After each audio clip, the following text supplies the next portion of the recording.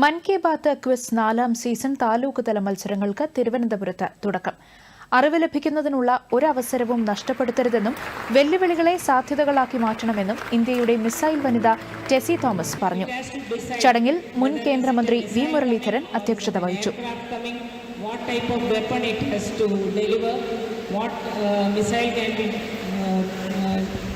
Launched against that incoming aircraft, is it a friendly or foil, like enemy's aircraft?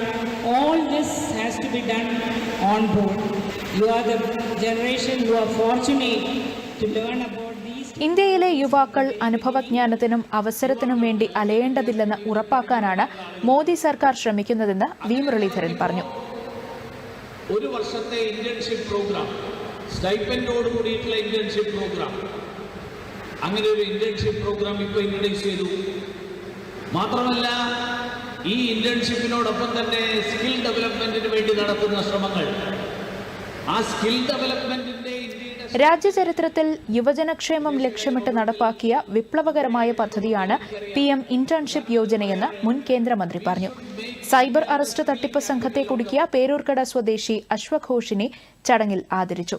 Nehru യുവകേന്ദ്രയും global givers ഫൗണ്ടേഷനും സംയുക്തമായാണ് മത്സരങ്ങൾ സംഘടിപ്പിച്ചത്.